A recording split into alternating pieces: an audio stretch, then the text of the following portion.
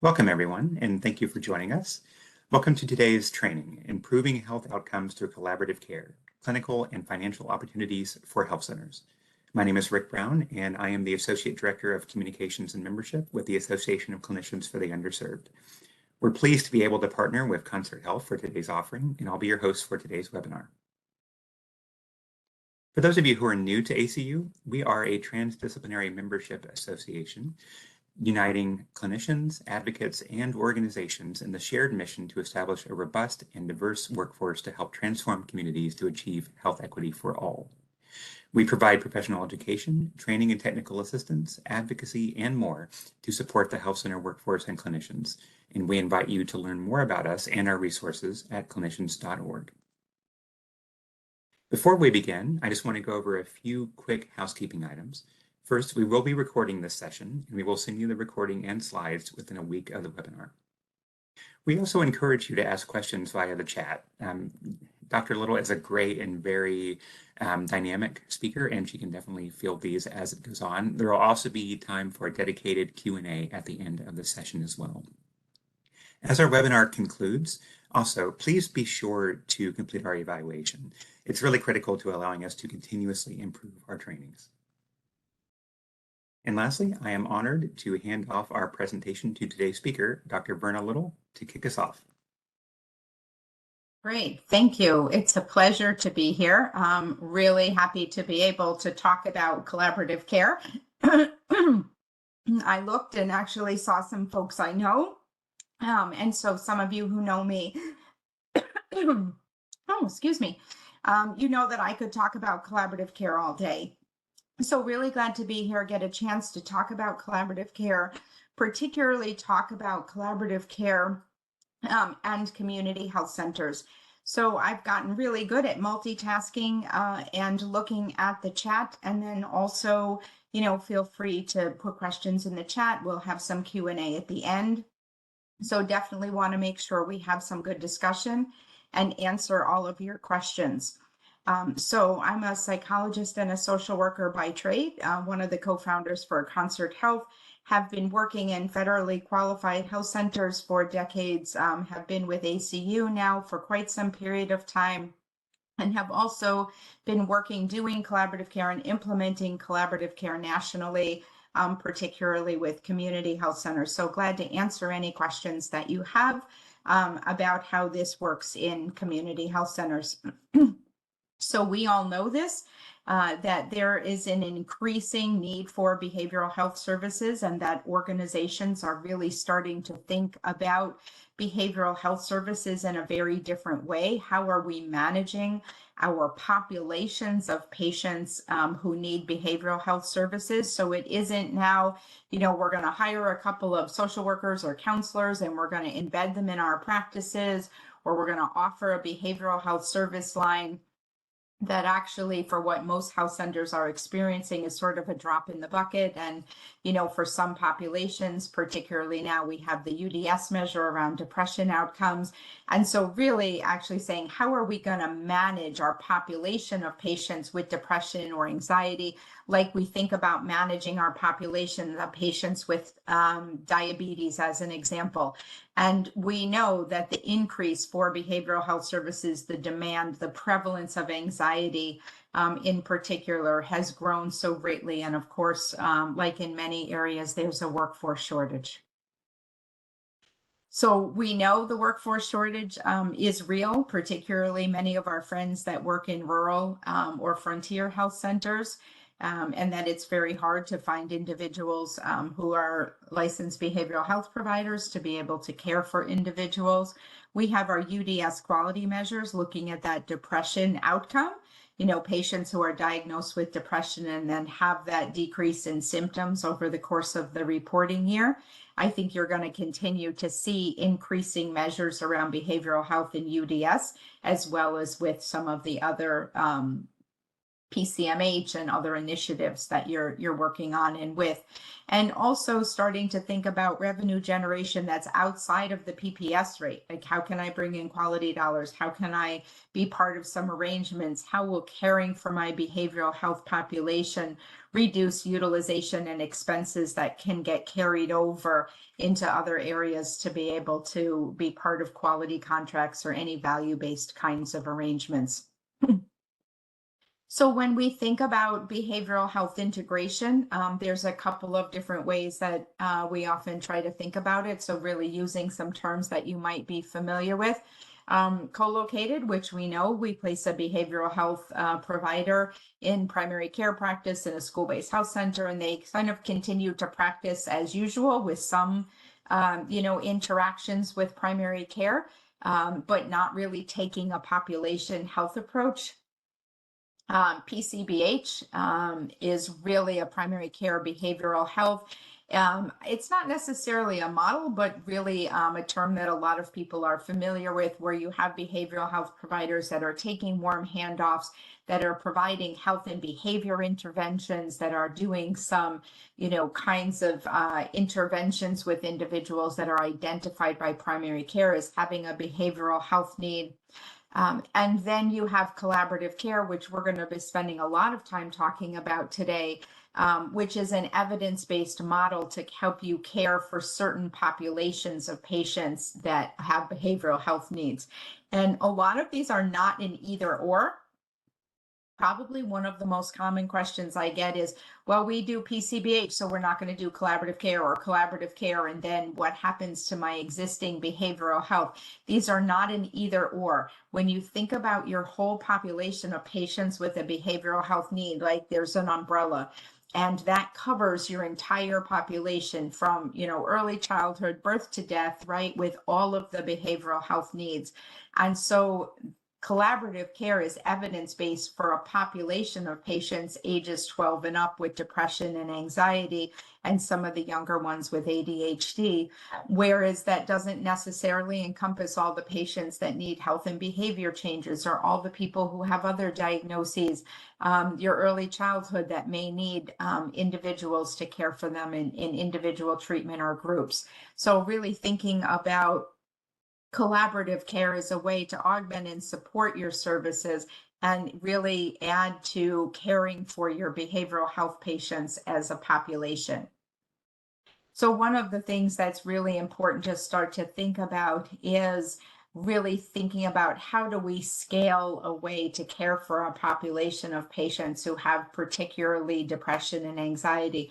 We want to support our providers, and not just by giving them only one option to maybe send people to counseling or therapy, but like we do for our diabetics, that some people need diabetes education, nutrition, follow-ups, education information.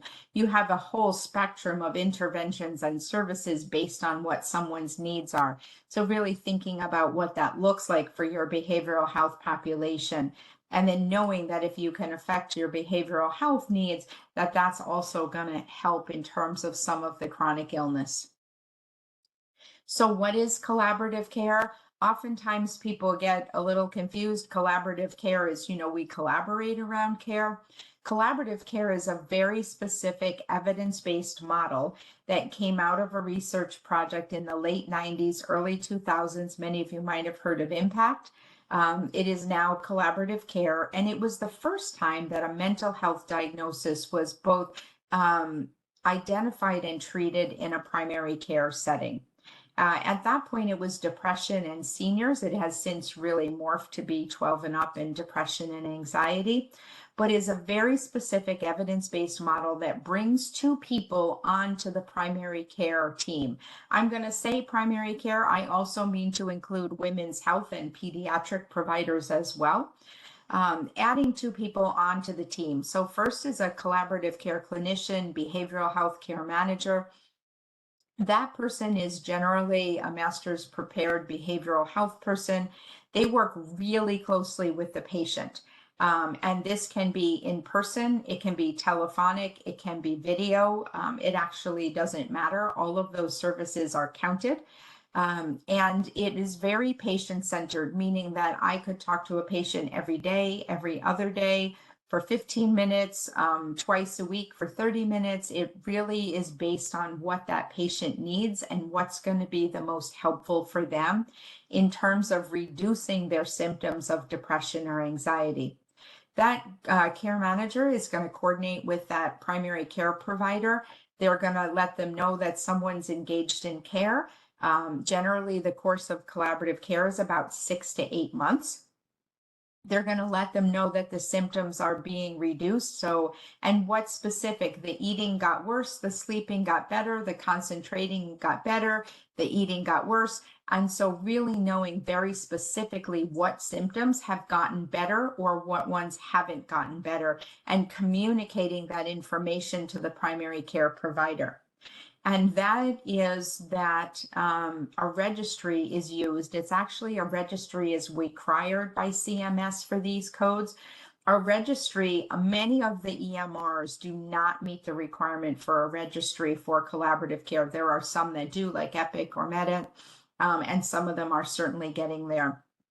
And so the registry is really because it's for your entire population of patients with depression and anxiety, not just those that might need, have been identified as needing or wanting counseling or therapy. And so as an example, I worked with a practice not that long ago. They had 9 FTE of providers, and they had about 50 or 60 patients in behavioral health at any given time. And then when we ran a report and looked at all the patients that they had on medications for depression or anxiety, it was well over 1,000 patients. And those 1,000 patients, nobody knew how well they were doing in terms of specific symptoms, whether or not the medication was working, whether or not there was a care plan in place. And when we outreached and talked to a lot of those patients, they were still feeling symptomatic.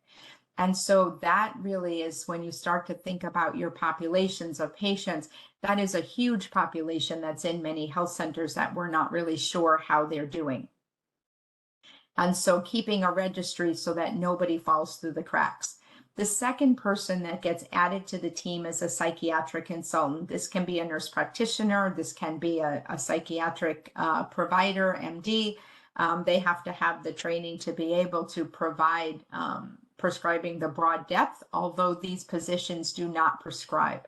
They actually meet with that care clinician once a week. They talk about patients who aren't getting better, who are getting worse, or who are getting worse, and they make recommendations to the provider in the electronic health record. They don't see patients and they don't prescribe medications, but it allows for that psychiatric provider to touch more patients than they would and really have more of an impact in the system in general. So what are some of the core principles of collaborative care? Incredibly patient-centered. So I could talk to someone, I could set a goal, what's something you might do today or tomorrow to help you feel less anxious. And then I'd love to give you a call tomorrow and see how that went for you. Very patient-centered. It could change every week. Very evidence-based. So collaborative care in and of itself is evidence-based. It's supported by over 90 randomized controlled trials. But under that collaborative care umbrella, the same evidence-based practices that are used in behavioral health treatment are used here. Motivational interviewing, cognitive behavioral therapy, problem-solving treatment, behavioral activation, all of those evidence-based behavioral health treatments are used here under the umbrella of collaborative care. It is very population-based so that everybody that has depression or anxiety on a problem list is actually known to collaborative care. And I've done work with health centers where they've run reports of patients that are on medications that have depression or anxiety on the problem list, that have had a reason for visit of depression or anxiety, that have scored over 10 on a PHQ as an example. They've reconciled all of that, come up with a total list, and then have really worked with outreach to sort of then redefine their population. How many people are in remission? How many people need a care plan? How many people maybe we need to just resolve that on the problem list? And so really thinking about your population of patients. It is very treat to target. You've heard me mention the PHQ-9. All of you are familiar with the PHQ-9. Maybe not as much with the GAD-7 for anxiety, although more and more it's recommended to screen people for anxiety, particularly prenatal children, soon to be geriatric, given the prevalence with all that's going on in our world today. But any patient that scores positive, a 10 or above on those tools, we're really looking for a significant reduction in symptoms in the first couple of months of treatment, really even to cut them in half. And some states, like in New York as an example, have 70 days for a 50% or 10-point reduction. We're accountable to the entire population. So really making sure that we're caring for that entire population of patients in collaborative care. And also crisis, many of you have patients that score yes to question 9 on the PHQ-9. Collaborative care is actually, I firmly believe in my heart of hearts, a higher level of care for many people that express some thoughts about suicide because of the frequency that you could talk to someone and provide care to them. So in collaborative care, there are some treatment choices. And one of the nice things about collaborative care is that people can fluctuate in these treatment choices from week to week. So symptom monitoring. So that would be someone where maybe they don't really want to engage in any other follow-up, where we say to someone, you know, it's really important. We have a way now to measure how you're feeling, like we measure your blood pressure or your temperature. So it's going to be super important. We know how you're doing. We'd love to give you a call, ask you some questions, and just see how you're doing, maybe, you know, once or twice a month. So someone where you're just monitoring their symptoms with the PHQ or the GAD. Medication adherence, you know, oftentimes people with depression or anxiety don't take medications, right? They're concerned about some of the side effects, or they have a side effect and stop taking it, or they feel better and stop taking it. So really working with people, tell me about some times you wouldn't take your medication. Tell me about times you take too much or too little intentionally. And people say, oh yeah, you know, on days that I go to work, I cut my pill in half, but on the weekends I take 2 because I really want to sleep late, right? I mean, we hear those things all the time. So really working with someone around medication adherence so that providers know, oh, I put somebody on Lexapro. They know if they got it. They know if they're taking it. They know if there's problems right away. Behavioral activation. This is probably my favorite because as a clinician, I have just seen people get better. And in a matter of weeks, just be markedly different. So, you know, what's something you might do today to help you feel less sad? And I always say today or tomorrow because I want somebody to choose something small and manageable, and then say, gosh, I'd love to give you a call tomorrow and see how that went for you. And then we just build on it. Talk treatment. So meeting with individuals for, you know, 30 minutes a week, 30 minutes every other week as examples. And that could just happen one week, you know, where somebody might say, listen, I see you've got a lot going on. Maybe we could schedule a longer time to talk this week, right? So it can fluctuate between all of these treatment choices. And that's incredibly helpful for patients because then you can really hear for patients what is helpful for them.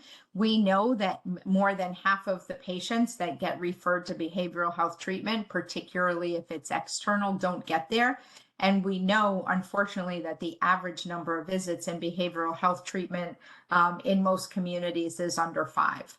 So this makes behavioral health, evidence-based behavioral health treatment very available to people. So for collaborative care for patients, anybody scoring 10 or above, anybody under the umbrella of depression or anxiety, and particularly anxiety, you've got generalized anxiety, PTSD, your anxiety disorders, panic disorders, your phobias, right? All of those patients 12 and up, patients with alcohol or substance use, I've had people say to me, this was the first time that somebody talked to me about how I was feeling and not just my drinking, right? So they actually do really well in collaborative care. And so why collaborative care? Collaborative care is actually now very sustainable. When we first started doing this work and talking to community health centers, it was not actually reimbursed by Medicaid in most states. That has dramatically changed. It is now approved in 22 states on the Medicaid fee schedule. And there's multiple more that I'm very confident will be on the Medicaid fee schedule before the end of the year. It is, of course, since 2017 reimbursed by Medicare. And some of the Medicare Advantage plans feel so strongly about collaborative care that they actually waive the copays, like Humana as an example. And all of the commercial plans, it has been auto-written into the contracts for the commercial plans. So essentially, if your state has Medicaid reimbursement, you could bill and collect for collaborative care across your entire payer mix. So collaborative care is not a behavioral health initiative, and this is a mistake that a lot of health centers make. It is actually a primary care initiative, so it doesn't mean you obviously don't engage your behavioral health and your behavioral health leadership, but it is a primary care initiative. It is CMS actually called it their gift to primary care.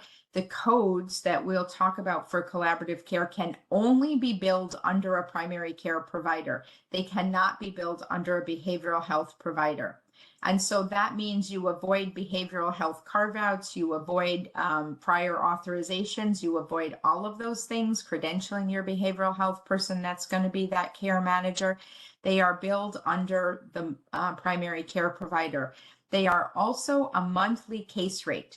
And so they are paid based on a month of services and the amount of time used during that month. And so that actually for your Medicare and your commercial patients becomes more affordable, because my copay for a primary care provider, if I pay $20 to see my primary care provider, that's what I'm paying for a month of collaborative care. And the research is out there and supported that collaborative care actually reduces healthcare spending. And we can certainly share that information. And so we're expanding access to evidence-based care for patients. Many of the patients that are seen in collaborative care never had behavioral health treatment before or wouldn't have access. And since we know that primary care providers prescribe most of the medications for depression and anxiety, it's actually giving them support to do what they're already doing much better. So collaborative care reimbursement, we talked about some. Really glad to answer any questions. The guidelines do change in some of the states. There are, some limits on who can be a care manager or the amount of time, and certainly different rates. And we can absolutely share that information, but it is reimbursed across your entire payer mix, which is really helpful, particularly if you're in those states. So since there is a UDS measure for depression remission, I thought that I would share with you. So when they were originally doing the IMPACT trial, they went to an organization that had an embedded behavioral health provider. And I am a behavioral health provider who's worked in primary care for many, many, many years. But they went to this practice and they said, oh, you know what, we're going to carve you out of this research project because you have an embedded behavioral health person. The medical director said, no, can you please put us in? And what we actually found is that people in collaborative care got way better and at a quicker time frame, because when you put a system in place to care for a population of patients and you're very targeted on their symptoms and changing their daily experience, they're going to get better. And so they actually got better at a faster and better rate in collaborative care. So there's a couple of options around collaborative care. So for many of you, you have existing behavioral health staffing.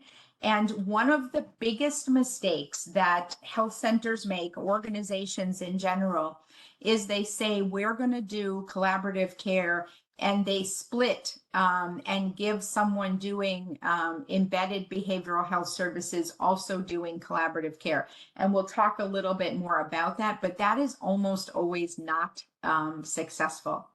So one of the things about collaborative care is that it does actually expand the workforce pool for health centers.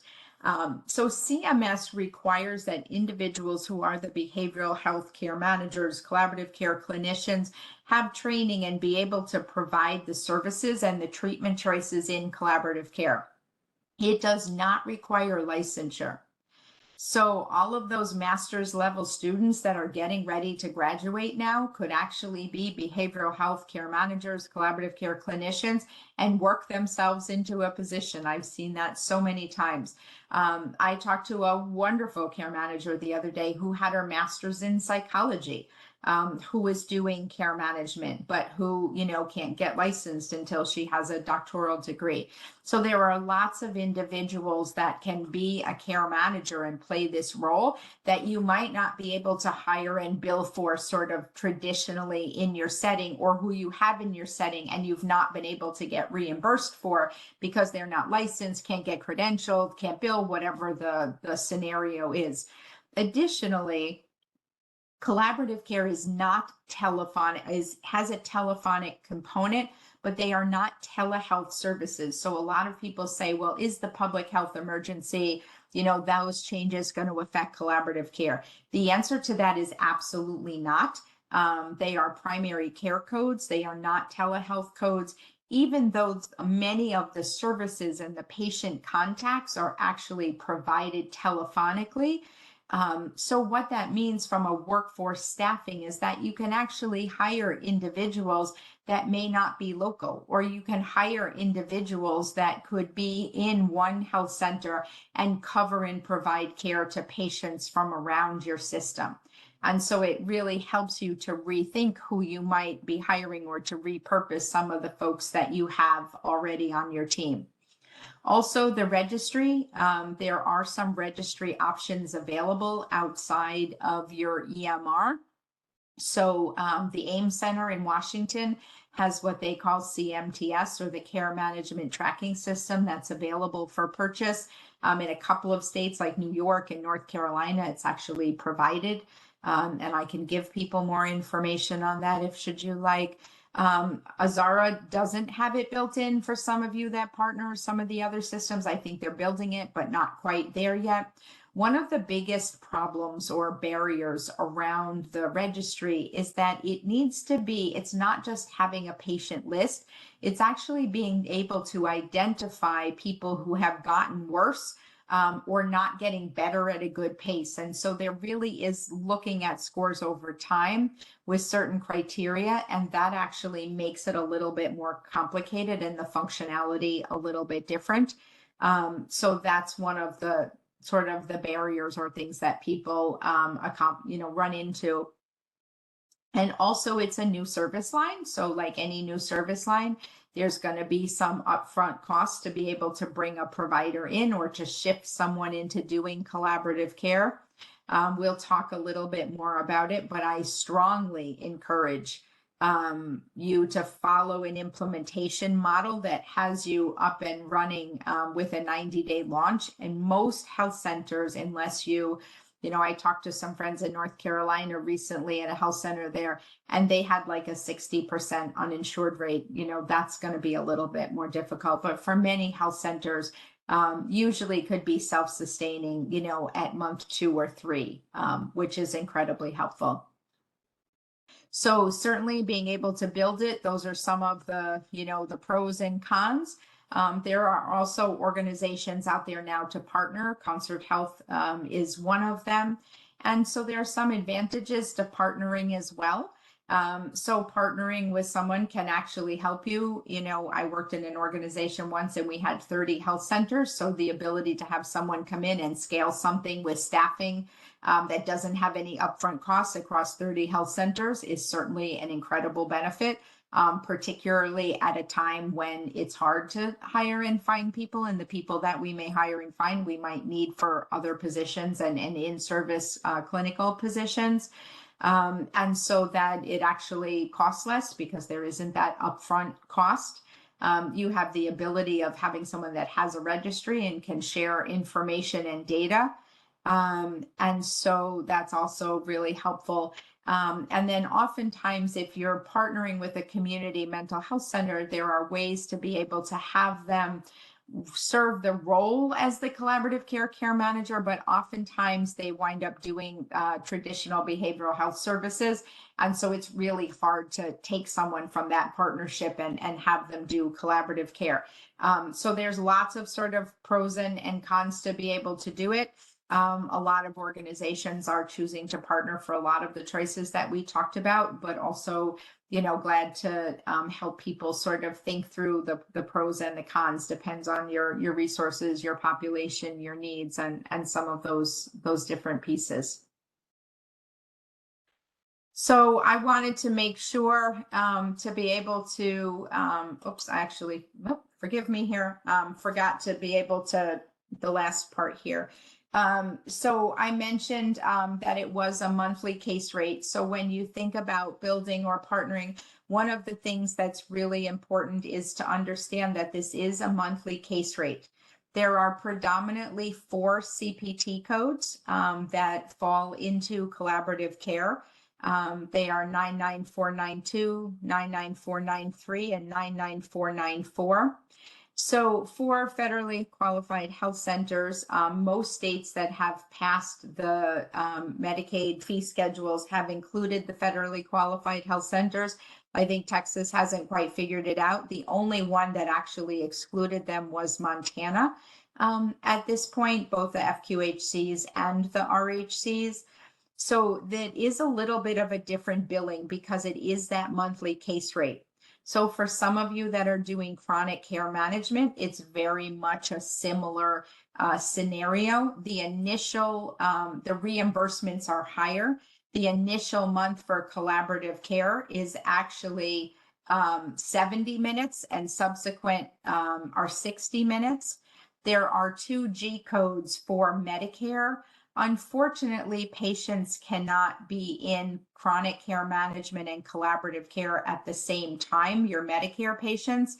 And so what that means is that a lot of FQHCs will move them into collaborative care because it's higher reimbursement, and because if you don't really work on the depression, their diabetes is not going to get better.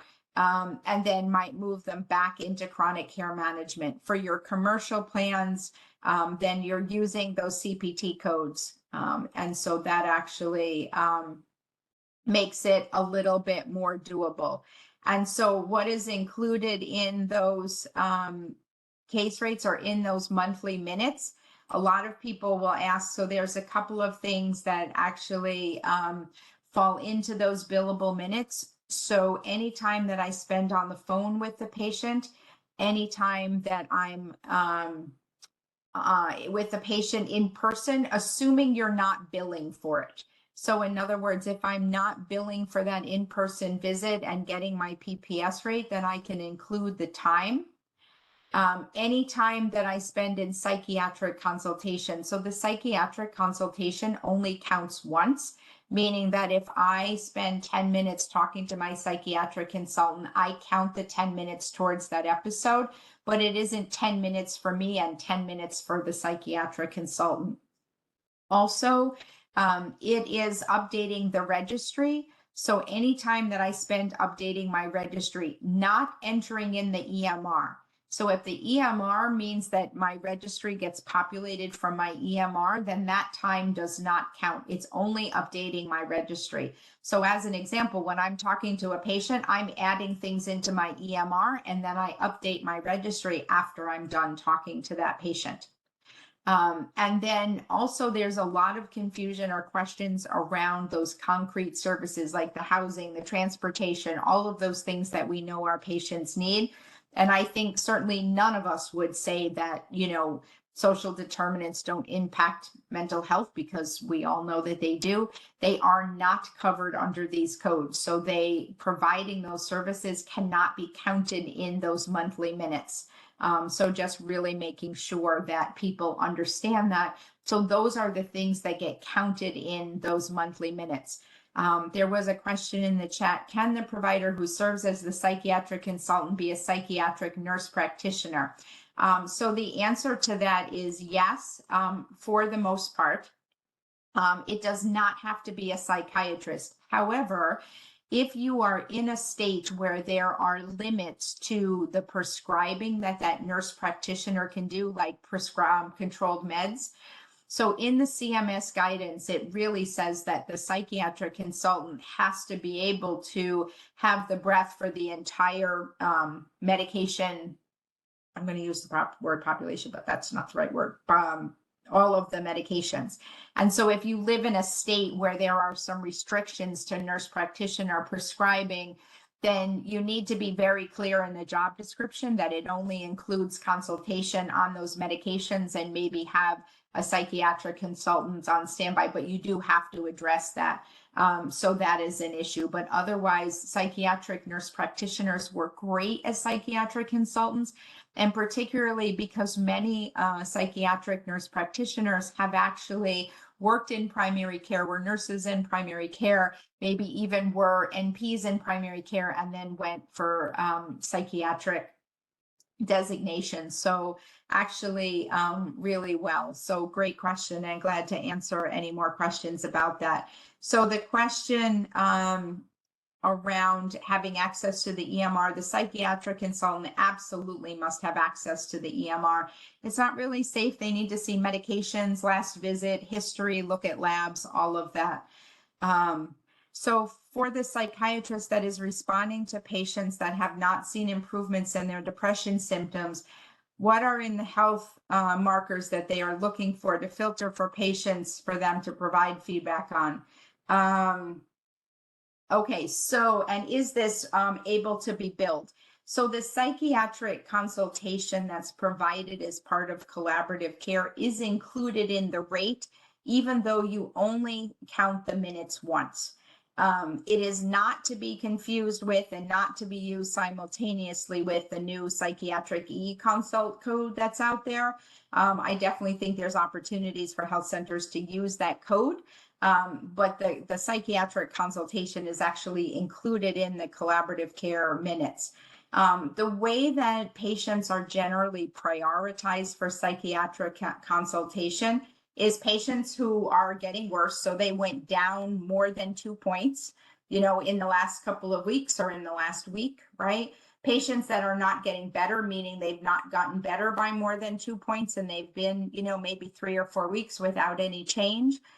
Patients who have a risk of harm, so maybe a patient that scored positive on question 9, patients that are having side effects, patients that are wanted to be discussed by the primary care provider for some particular reason. There is actually some guidance, and people will ask that CMS and some of the guidance said that patients need to have psychiatric consultation weekly. That was actually not really consistent with the model, and there is some language out there that people use that they're part of the caseload and have consultation available to them. It is not necessary to talk about new patients coming into collaborative care or patients ending collaborative care as part of your workflow, so that it isn't directly billed. And remember, those psychiatric providers don't see the patient.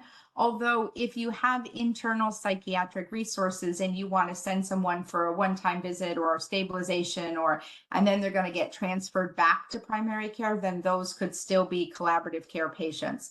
But patients who are in specialty mental health are really not collaborative care patients. So what collaborative care codes can be used for Medicare, Medicaid population in California? So California decided to do things a little bit different than everyone else. And they actually steered away from a monthly case rate, and they do it by the contact. So there is some special guidance for California around this, and what codes can be used and how that's done. I actually have information on it If you want to put your email to the host in the chat, then Rick, if you could just take that and we'll make sure to get information out to you, or anybody who wants it for California, because California really decided to do things a little bit differently than everybody else. But for the other states, then it is the case rates.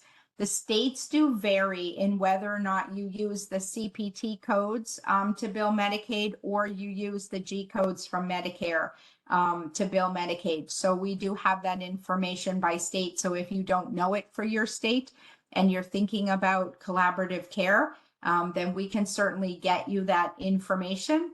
We would be more than happy to do that. So there's a question to me. You mentioned some big mistakes. Yes. So I think that there's some significant mistakes that organizations make when they're implementing collaborative care. The first is that they split staff. They say, we're going to do collaborative care and we're going to take our social worker that works in one of our health centers and we're going to have them do collaborative care and do what they're sort of doing now. That actually doesn't work. In all of the hundreds of implementations that I've done, I've literally seen that work a handful of times. You are way better to actually find someone, dedicate them to collaborative care and really lean all into doing this work. It can actually be sustainable and revenue generating. The average caseload in collaborative care is 90 patients. And that's because I'm not seeing these individuals weekly, right? It varies over the course. So it's about 90 patients.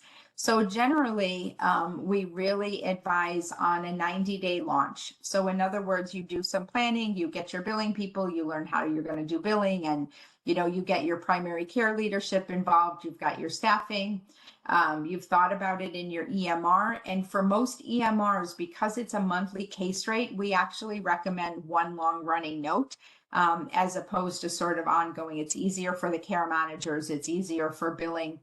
And so one of the other mistakes is that people don't really then focus on that launch. And they wind up in a place, and a lot of health centers might be able to relate to this. It's a very cold, dark place that you just never get out of. I call it the land of perpetual launch. And I have known health centers that have been launching collaborative care for years. And we really know how to avoid that now. And essentially saying 30 patients the first month, we're going to do rapid cycle PDSAs. We're going to take some population health approaches because warm handoffs do not really fill a collaborative care caseload. And that's because primary care providers take a while to really understand what it means around the population. The care manager needs to get into a groove. Maybe we have everybody that calls for a refill for depression and anxiety meds, takes the PHQ or the GAD, goes to the care manager. Maybe we run reports of everybody on meds or positive PHQs. We identify patients in huddles. But no matter what, month 1, 30 patients, month 2, 60 patients. So now most likely we're self-sustaining. Month 3, 90 patients. So then you're off and running, and I guarantee you will be off and running ongoing, and you won't have to worry about it. And so thank you. Yeah, there's some folks in here from California. Yes, so one long running note per month. That generally works in most EMRs. If there's an auto lock feature for certain kinds of notes, you might have to work around it. But remember, these notes are much shorter.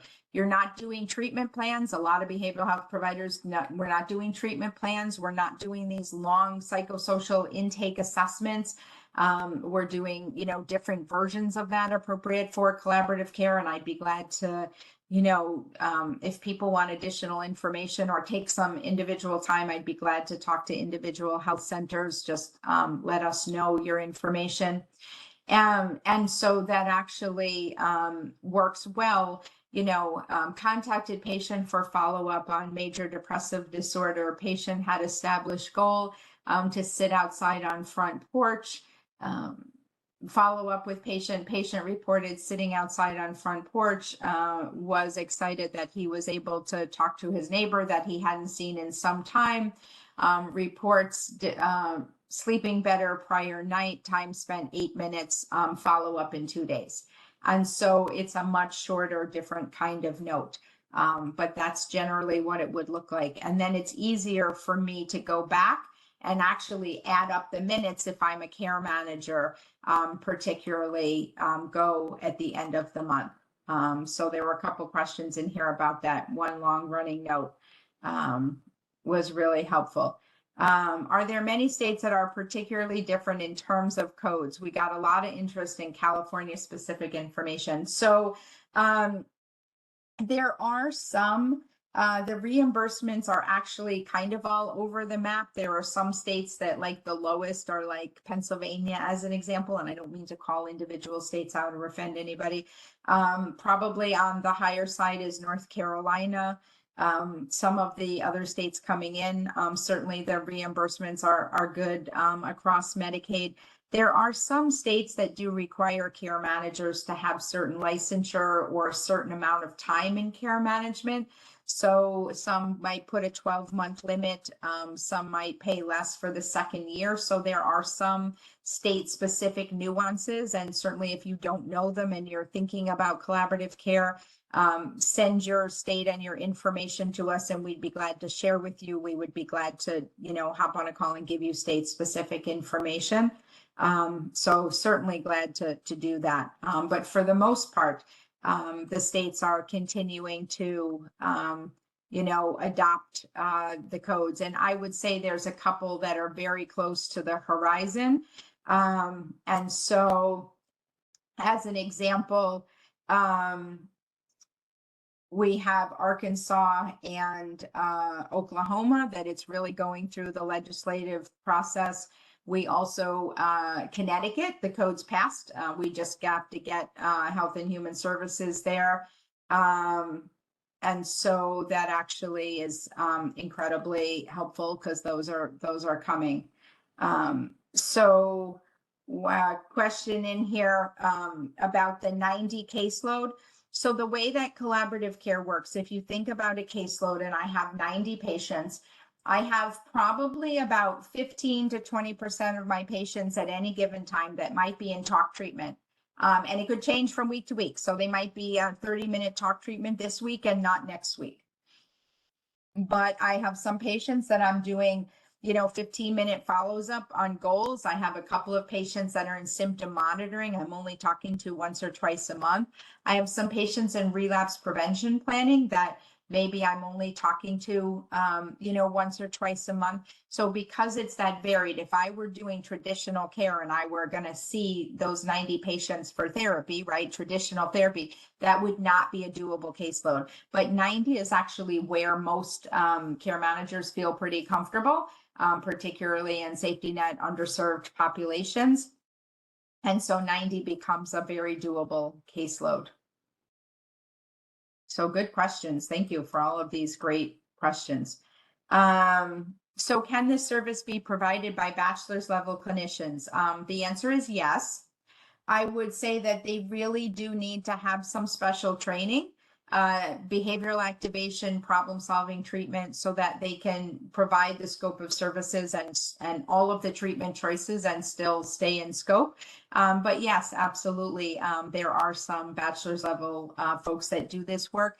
There are a few states that don't allow bachelor's level folks to do the work. So just maybe double check on that. But the answer, sort of the broader answer, would be a yes. A lot of health centers will ask me, well, we have community health workers. Could they be care managers? I would say it depends on what they're doing now. A lot of times I find it doesn't work. They actually don't like providing the interventions. They can't do the concrete services. It looks very different. So if the sole reason you would be doing that is to trying to make some of those CHW services revenue generating, then I might say there would be other codes that you could think about or ways to do that, that we could certainly brainstorm through. And then I would encourage you actually adding someone to the team to do collaborative care. Most health centers have hundreds and hundreds of patients that they could put in collaborative care today. Running some of the reports that I talked about.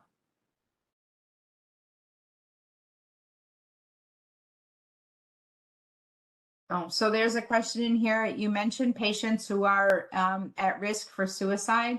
And so, yes, I've actually done a ton of work in suicide safer care and prevention. And I firmly believe that collaborative care is actually a wonderful level of care for people who are identified in primary care as having some risk for suicide. So people who have some risk and maybe not intent. If you're using the Columbia scale, who maybe, have a history or who have some thoughts, because we can follow up with them. We could do the Columbia scale or the ASQ every contact a couple of times a week. We can follow up and reinforce safety plans. And so that is incredibly helpful. And I've been super happy to partner with ACU, and we've done a ton of teaching and training around suicide safer care for primary care practices and providers. It's actually available to you as part of working with ACU, training for your primary care providers and teams around suicide safer care. I think Rick and I now have partnered. I think, Rick, it's well over 3,000, probably more than 3,500 primary care providers and their teams in about 30 states. So I see Rick put the link in the chat. So if that's an interest to folks, then please reach out. We would be glad to do that.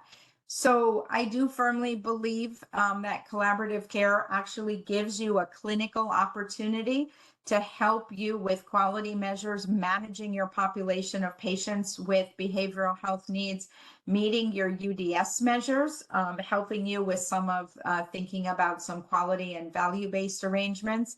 I think that it can be financially sustainable. I think that it can help you provide accessible evidence-based behavioral health treatment to a broader population than you're currently serving with potentially embedded care. So we would be really glad to answer any additional questions that people have, share additional information. Rick can actually put his information in the chat for people to reach out to so that they can reach out to us. We'd be glad to set up follow-up calls with health centers and talk it through.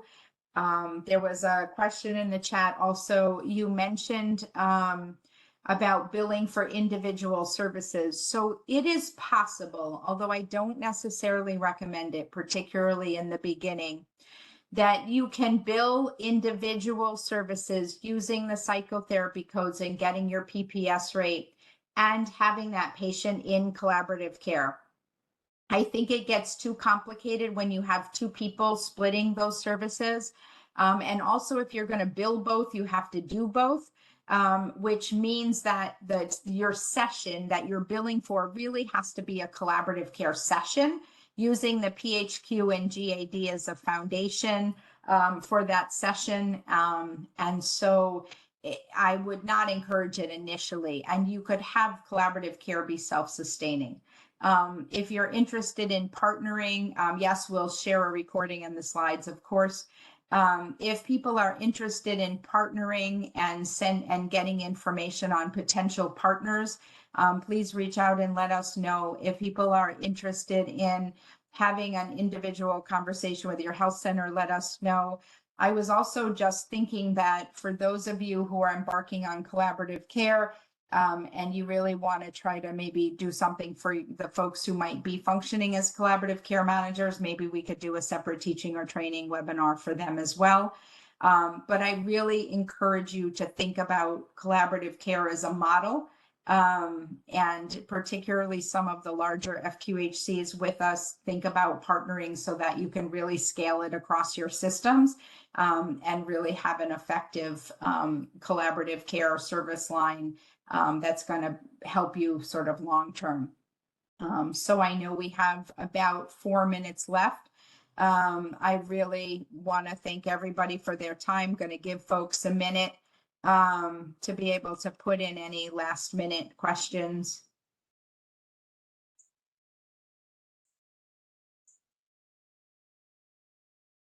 We had so many questions. Thank you.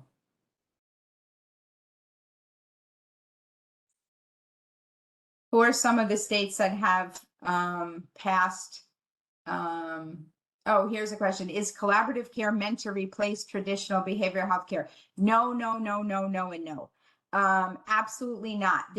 this is not, first of all, when I think of behavioral health care in an FQHC, this is part of behavioral health care in an FQHC.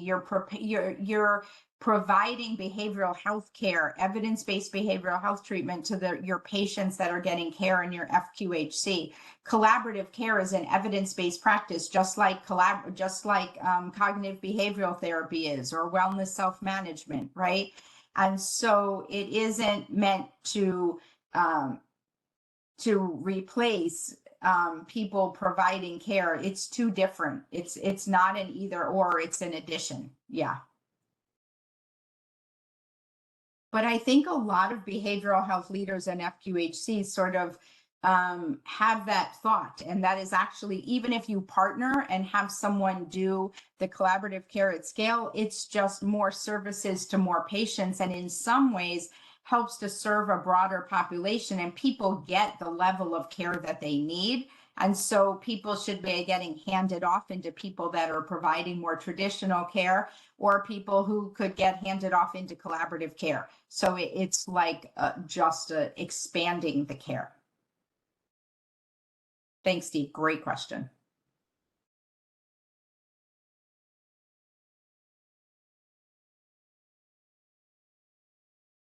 Well, thank you. We appreciate your time. Please feel free to reach out to us at any point. We'd be glad to answer any questions, give you information on partners, on state-specific information, on any further questions that come up when you go back to your organization. So please reach out to us. And again, thank you. Rick, did you have anything you wanted to add? No, I think that was perfect. Thank you, Berna. This was really informative. Great. Well, thank you, everyone. I really appreciate your time. I appreciate all of you, even just thinking about collaborative care, because as you can tell, it's something that I feel pretty strongly about, and have seen the model just get people better and really help expand behavioral health services. So thank you, everyone. Have a wonderful day. And we appreciate you choosing to spend a part of your day with us.